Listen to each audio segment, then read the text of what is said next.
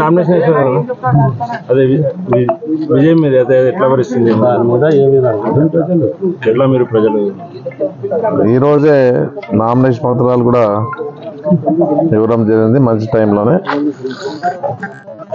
గెలుపుకోవటం దైవాధీనాలు, దాని గురించి ఆలోచన చేసే పరిస్థితి ఏం లే. ఎందుకంటే మంచి చేసింటే ప్రజలు నా వెంట ఉంటారు. ఏదన్నా నమ్మకం నాకుంది, నా ప్రజల మీద నాకు నమ్మకం ఉంది.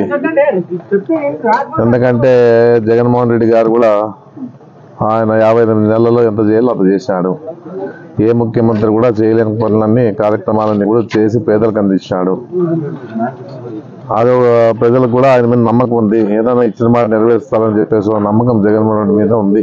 ఏదున్నా ఇక్కడ మేము కూడా అందరికి అందుబాటులో ఉంటూ వాళ్ళకి సమస్యలు వచ్చినప్పుడు వింటూ పరిష్కారం చేసేదానికి కూడా నా వంతుగా నేను కృషి చేస్తాను. వాళ్ళు ఇచ్చిన 3 పర్యాయాలు ఎమ్మెల్యేగా ఇచ్చినారు కాబట్టి వాళ్ళకి ఎప్పుడు కూడా నేను రుణపడి ఉంటానని చెప్పేసి కూడా నేను చెప్పడం జరుగుతూ ఉంది.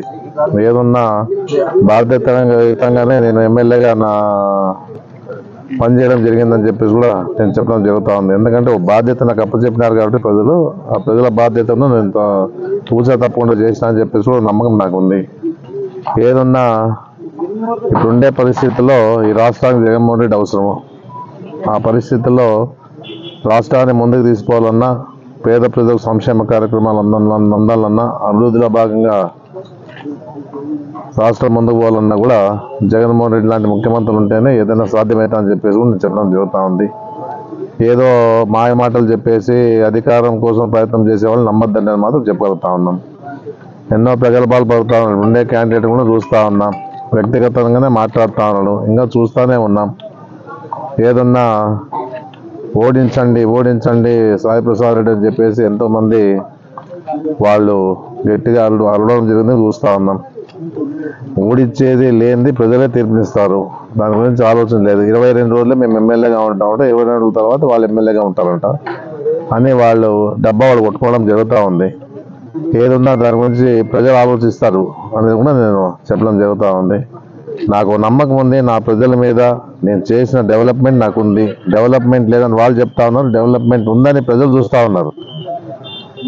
మీరు చెప్పినంత మాత్రాన ప్రజలు నమ్మే పరిస్థితిలో లేరు. మీరంతా డబ్బా కొట్టుకున్నా కూడా ఏమి ఉపయోగం ఉండదు అని చెప్పేసి కూడా నేను చెప్పడం జరుగుతుంది. ఏదన్నా ప్రజలు, ఆదోని ప్రజలు ఏ విధంగా ఉంటారంటే, ఎవరైతే పని చేయగలుగుతూ ఉంటారో, ఎవరైతే అందుబాటులో ఉంటారో, ఎవరైతే మాకి పలుకుతారనేది ఆలోచన చేస్తూ ఉంటారు. ఆ పరిస్థితుల్లో ఎప్పుడు ఉంటాం. ఏదున్నా మనమేమి ఎవరికి అన్యాయం చేయలే, ఏ రకంగా కూడా ఎవరిని ఇబ్బంది పెట్టిన పరిస్థితి చేయలేదు. మనం ఉన్నంత వరకు కూడా పదవి ఈరోజు 3 సార్లు ఇచ్చినారంటే వాళ్ళు మా మీద నమ్మకం ఉంది కాబట్టి 3 సార్లు పదవి ఇచ్చినారు. ఏదన్నా మళ్ళీ 4వ సారి కూడా నన్ను గెలిపిస్తారు నమ్మకం నా ప్రజల మీద ఉందని చెప్పేసి కూడా గట్టిగా చెప్పగలుగుతా ఉన్నాను. ఎందుకంటే ఇంకా అభివృద్ధి చేసి చాలా ఉంది ఆదంలో. మాకు వచ్చిన ఈ 5 ఏళ్లలో ఎంత కావాల్సో అంతవరకు పనిచేసినాం. మెడికల్ కాలేజ్ తీసుకొచ్చినాం, బైపాస్ రోడ్ తీసుకొచ్చినాం, డిగ్రీ కాలేజ్ తీసుకొచ్చినాం, కాంప్లెక్స్ కడతా ఉన్నాం. గడప గడపలో అన్ని రకాలుగా 40 లక్షలతో అన్ని కార్యక్రమాలు చేయగలిగినాం. ఉర్దూ మైనార్టీ కాలేజ్ తీసుకొచ్చినాం. మన ఆరేకల్లో కూడా రెసిడెన్షియల్ స్కూల్ కూడా మైనార్టీకి ఏర్పాటు చేసాం. ఐటీఐ కాలేజ్ కూడా ఇంకా త్వరలోనే కార్యక్రమాన్ని పూర్తి చేసేది ఉంది. రోడ్లు హెల్ప్ చేసే కార్యక్రమం ఉంది. మళ్ళీ ఆటో నగర్ ఏర్పాటు చేసేది ఉంది. ఇవన్నీ ఇంకా మిగిలిపోయినాయి కాబట్టి అవన్నీ పూర్తి చేసే స్థాయిలో ఇంకా మిగిలిపోయినాయి కాబట్టి ప్రజలు సహకరిస్తారని చెప్పేసి ఒక నమ్మకం నాకు ఉంది. ఎందుకంటే జగన్మోహన్ రెడ్డి గ్యారెంటీ ఖచ్చితంగా ఈసారి ముఖ్యమంత్రి పీఠం చేపడతా అని చెప్పేసి కూడా నాకు నమ్మకం ఉంది. ఏదున్నా ఇక్కడ ఉన్నటువంటి పరిస్థితుల్లో ఇప్పుడుండే క్యాండిడేట్ విభజించి పాలించాలని చెప్పేసి ప్రయత్నంలో ఉన్నాడు. ఏదున్నా ఆదోన్లో అందరూ సోదరభావంతో, హిందూ ముస్లింలతో సోదరభావంతో బాగా కలిసిమెలిసి ఉంటూ ఆదోని ఏదో ప్రశాంతంగా జీవనం సాగిస్తూ ఉండే పరిస్థితి ఉంది. ఏదైనా ఇలాంటి వాళ్ళు వస్తే మళ్ళీ ఆదోని అన్ని విధాలుగా ఏదో రకంగా డివైడ్ చేసి చూడాలని చెప్పే ప్రయత్నం చేస్తా ఉన్నాను కూడా గమనించాలని చెప్పేసి నేను ప్రజలు కోరుతా ఉన్నాను. ఏదన్నా మీ అందరి సహకారం తోడుండాలని చెప్పేసి కూడా మనస్ఫూర్తిగా నేను కోరుతా ఉన్నాను.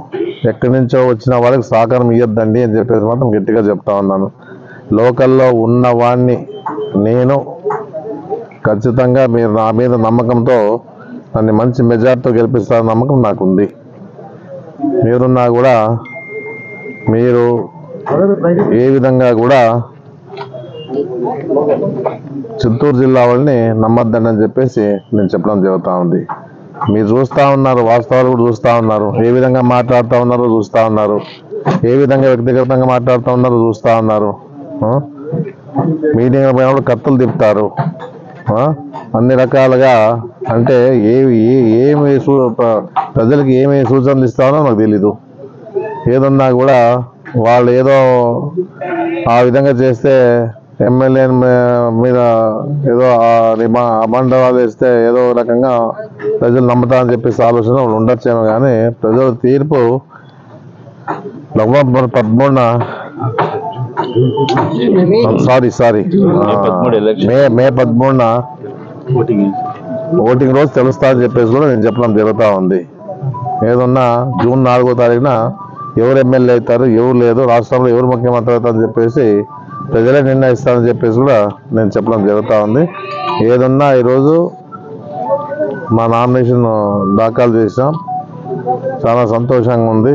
ప్రజలంతా కూడా నాకు అండగా ఉంటారని నమ్మకం ఉంది. బీసీ, ఎస్సీ, ఎస్టీ, మైనార్టీలు కూడా అందరూ కూడా సపోర్ట్ చేసి, విద్యావంతులు, యువత, అన్ని వర్గాల వాళ్ళు నాకు సపోర్ట్ చేస్తారని నమ్మకం నాకు ఉంది. కాబట్టి నేను ధైర్యంగా ఉన్నా అని చెప్పేసి కూడా నేను తెలియజేస్తాను. నమస్కారం అండి. సమస్య లేని ఇల్లు ఉండదు, పరిష్కారం లేని సమస్య ఉండదు. బంధాలు గొప్పవి, బాధలు చిన్నవి. మీ సమస్యని మేము పరిష్కరిస్తాం. రండి, మాట్లాడుకుందాం.